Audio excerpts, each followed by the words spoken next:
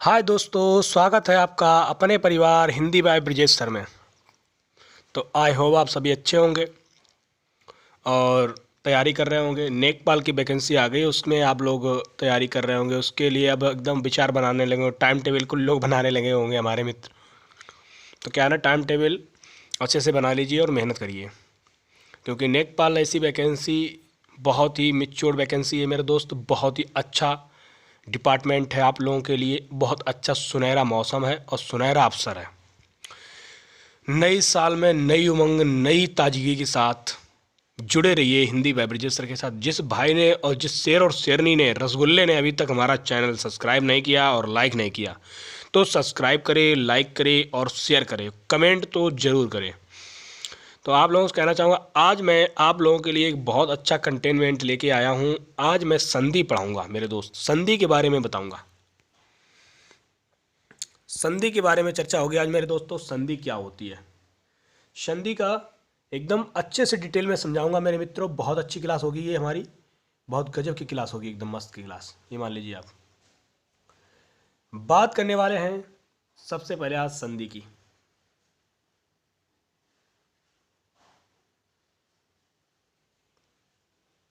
तो देखिए, बात करने वाले हैं संधि। संधि होता क्या है, संधि किसे कहते हैं, तो देखिए संधि के बारे में बताएंगे। संधि का अर्थ होता है मेल। जब जो वर्णों का आपस में जुड़ते हैं तो एक नया रूप बनता है, एक नया शब्द बनता है। वर्ण मेल की इस प्रक्रिया को ही संधि कहते हैं। वर्ण मेल की इस प्रक्रिया को ही संधि कहते हैं। दीप प्लस, देखो यहां पर लिखा है दीप प्लस अवली, मतलब दीपावली। दीप प्लस अबली, यहाँ पर क्या है ना, आ छोटा छोटा मतलब दोनों मिलके बड़ा बनाते हैं, ठीक है। तो यहाँ पर क्या है ना कि ये जो है, ये वर्ण जो है, दो वर्ण से एक वर्ण बनना ही क्या कहलाता है, संधि कहलाता है। दो वर्ण आपस में जुड़ते हैं तो एक नया रूप बनाते हैं, उसी को हम संधि कहते हैं मेरे दोस्तों। आते प्लस आचार मतलब अत्याचार। तो यहाँ पर ई आई है, यहाँ पर बड़ा आया है और यहाँ पर या बन जाएगा मेरे दोस्तों। ये सारे नियम हैं, आप लोग मेरे साथ बने रहिए, फॉलो करिए और लाइक करिए, सब्सक्राइब करिए। तो आज बात करने वाले हैं संधि, संधि विच्छेद। संधि करने से पहले शब्दों संधि संधि करने से पहले शब्द अलग अलग करना, संधि विच्छेद करना सीख लेते हैं मेरे दोस्त। संधि करना अगर आपने सीख लिया, संधि विच्छेद करना सीख लिया, समझ लो आप लोग एकदम संधि कर लेंगे। जैसे दीपावली, दीप प्लस अवली बराबर होता है दीपावली। गजानन, गज प्लस आनंद बराबर होता है गजानन। तो आई होप आपको समझ में आ रहा होगा। बात करने वाले हैं संधि कितने प्रकार होते हैं। क्वेश्चन बहुत बार आता है कि संधि के प्रकार कितने होते हैं। संधि के 3 प्रकार होते हैं, स्वर संधि, व्यंजन संधि और विसर्ग संधि। कौन कौन होते हैं, स्वर संधि, व्यंजन संधि, विसर्ग संधि। तो मेरे दोस्तों क्वेश्चन सबसे पहले ये बना, संधि के प्रकार बताओ, तो 3 प्रकार बताइएगा। समझ रहे हो, संधि के 3 प्रकार होते हैं। बात करते हैं स्वर संधि की।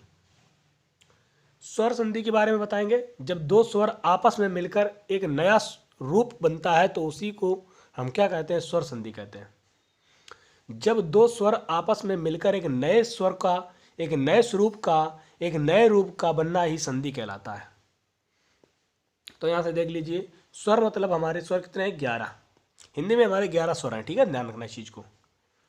जैसे सूर्योदय, सूर्य प्लस उदय, सूर्य प्लस उदय बराबर होता है सूर्योदय। तो यहाँ पर क्या है, आ लिया, यहाँ से ऊ लिया और यहाँ पर बड़ा ओ हो गया, तो इसे कहते हैं सूर्योदय। विद्य विद्य धन आलय, विद्य धन आलय बराबर होता है विद्यालय।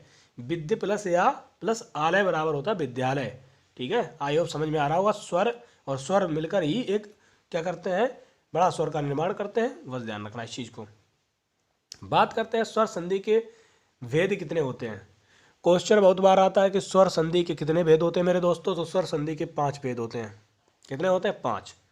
दीर्घ संधि, गुण संधि, वृद्धि संधि, अयाद संधि और यड़ संधि, यड़ संधि और अयाद संधि, ठीक है।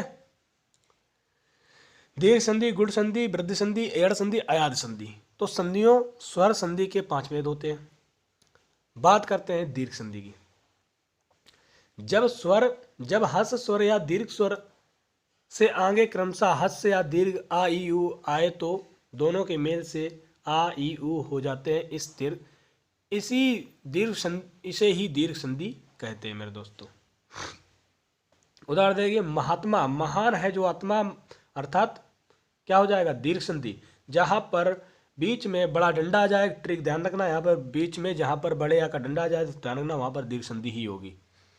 जैसे परीक्षा, परिधन इच्छा बराबर होता है परीक्षा, ठीक है, बड़ी की मात्रा आ गई यहाँ पर बीच में तो ध्यान रखना, ये हो जाएगा आपका दीर्घ संधि।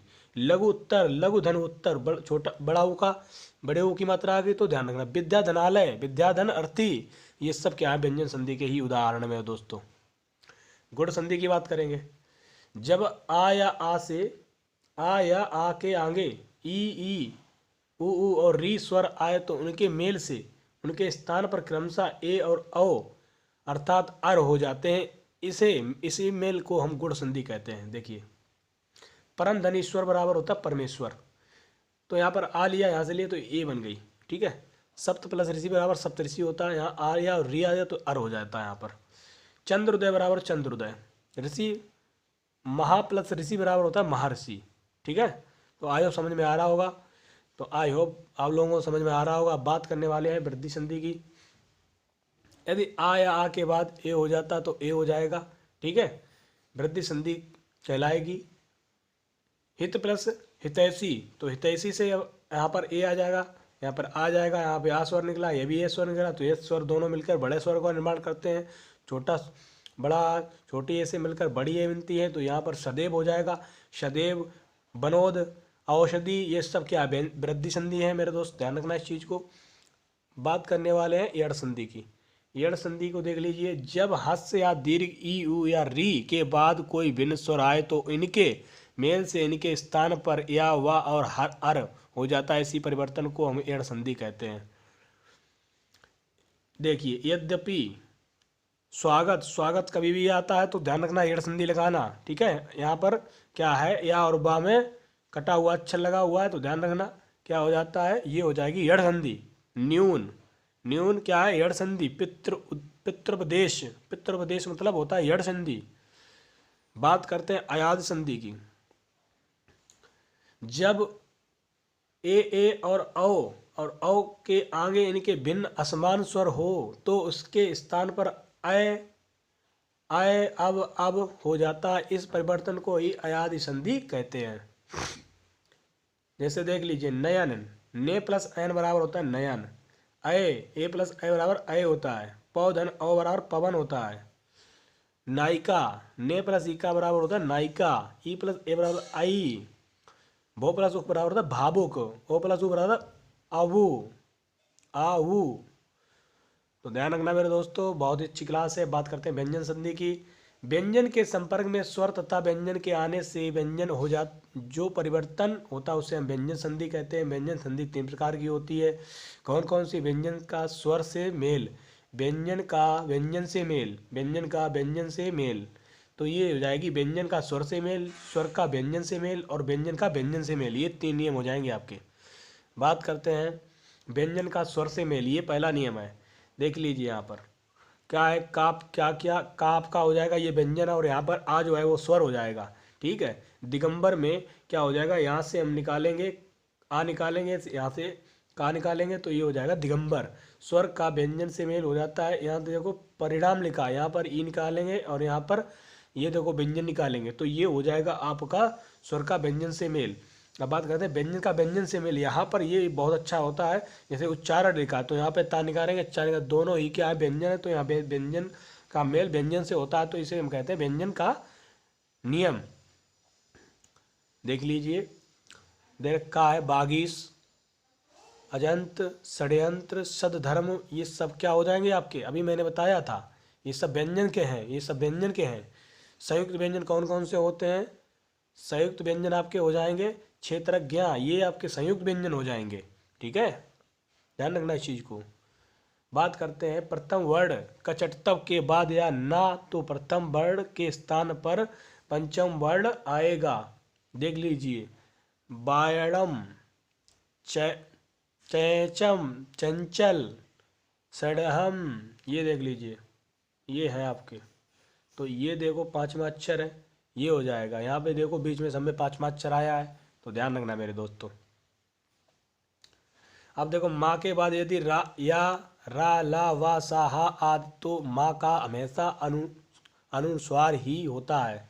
जैसे संयोग, संलग्न, संशय, संहार, सम्राट, संरक्षण, संवाद, संसार, ये सब क्या है, ये सब आपके आ जाएंगे। अब बात करते हैं, ये देखो व्यंजन के ये सब चल रहे हैं। स्वर के बाद छा वर्ड हो जाता है तो ये इसका क्या है, क्षय हो जाता है। आ के बाद अलावा, आ के छोटा बड़ा के अलावा कोई दूसरे स्वर के बाद सा हो तो सा का, ये शरीफा वाला सा हो जाता है। पारी साद, देखो यहाँ पे ई और सा, तो यहाँ पर हो जाएगा शरीफा वाला सा हो जाएगा, ठीक है। हस स्वर के बाद आने वाले रा के आगे रा हो जाता है तो हस स्वर का दीर्घ हो जाता है। जो हस होता है उसे क्या करते हैं, दीर्घ कर देते हैं। जैसे जैसे देखें नीरस, नीर धन प्लस रस हो जाता है तो ये नीरस हो जाएगा। री रा के सा के बाद ना हो तो ना डा हो जाता है मेरे दोस्त, परिणाम। आई होप समझ में आ रहा होगा। अब बात करते हैं विसर्ग संधि की। स्वरों अथवा व्यंजनों के साथ विसर्ग के मेल से विसर्ग में हो परिवर्तन, उसे हम विसर्ग संधि कहते हैं। दुर्बल, दुर प्लस बल बराबर होता है दुर्बल। निष्प्रणाम, निस प्लस प्रणाम बराबर होता है निष्प्रणाम। बात करते हैं, देखिए विसर्ग संधि का औ का नियम, का औ का नियम। विसर्ग के पहले तथा बाद में आ या किसी वर्ग के तीसरे, चौथे, पांचवें वर्ड या रा ला वा सा में से कोई वर्ड हो तो विसर्ग का औ हो जाता है। क्या हो जाता है, औ हो जाता है। जैसे देख लिए मन प्लस मनोबल, ये देखिए मनोबल, मन प्लस बल बराबर होता है मनोबल। यशोदा, एस प्लस दा बराबर होता है यशोदा, ठीक है। आई होप समझ में आ रहा होगा आपको।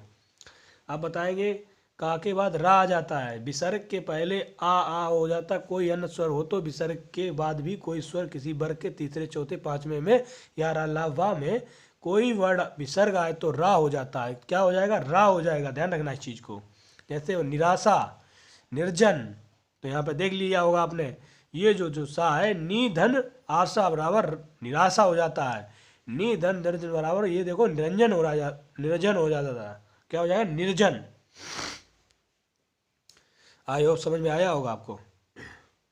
अब देख ली विसर्ग का मतलब का के बाद कोई सा आ जाता है, समझ रहे हो। विसर्ग के पहले कोई स्वर हो तथा बाद में चा छा या सा हो तो विसर्ग का सा क्या हो जाता है, क्या हो जाता है, देखिए चा हो जाएगा। क्या हो जाएगा, ये देख लिया आधा हो जाएगा, देख लीजिए। निश्चय, निश्चल, देखो ये जो सा है वो क्या हो जाता है, आधा हो जाता है, आधा हो जाता है, ये देख लीजिए। ध्यान रखना इस चीज को। अब विसर्ग का सा, का के बाद सा आएगा तो कौन सा हो जाएगा, देख लीजिए दुस्साहस, तो ये हो जाएगा डबल। ध्यान रखना है, विसर्ग का सा हो जाता है। ध्यान रखना इस चीज को। विसर्ग के पहले आ होता तो विसर्ग का सा हो जाता है। जैसे नमस्कार, भास्कर, तो आधा वर्ड हो जाएगा। सा और का के बाद सा आएगा तो ये क्या हो जाएगा, आधा वर्ड हो जाएगा। ध्यान रखना इस चीज को। अब बात करने हैं विसर्ग का सा नियम। का के बाद सा आता है तो देख लीजिए विसर्ग का सा हो जाता है, विसर्ग का लोप भी हो जाता है। जैसे देख लीजिए दुष्कर्म, तो ये आधा का जो क्या आता है, दुष् प्लस कर्म बराबर होता है दुष्कर्म। निष्फल, बहुत अच्छा इंपॉर्टेंट नियम है ये सब, बहुत सारे नियम हैं। विसर्ग का लोप होना, विसर्ग के पहले आ और बाद में कोई भी भिन्न स्वर हो तो विसर्ग का लोप हो जाता है। आ प्लस ए बराबर अतएव हो जाएगा। विसर्ग का लोप होना ही पूर्व स्वर का दीर्घ हो जाना कहलाता है। यदि किसी विसर्ग के आगे रा हो तो विसर्ग का लोप हो जाता है। अगर किसी के आगे क्या होगा, ला होगा तो वो क्या हो जाएगा, यानी कि लोप हो जाएगा। रा होगा तो लोप हो जाएगा। जैसे नीरस लिखा है तो नीरस में नी धन रस हो जाता है तो नी धन रस हो जाएगा। आई होप आपको समझ में आया होगा। बहुत ही अच्छे सारे नियम हैं, आपने सारी संधियों के बारे में समझा होगा। आज की क्लास बहुत अच्छी लगी होगी तो कमेंट करके ज़रूर बताइएगा। जय हिंद, जय भारत।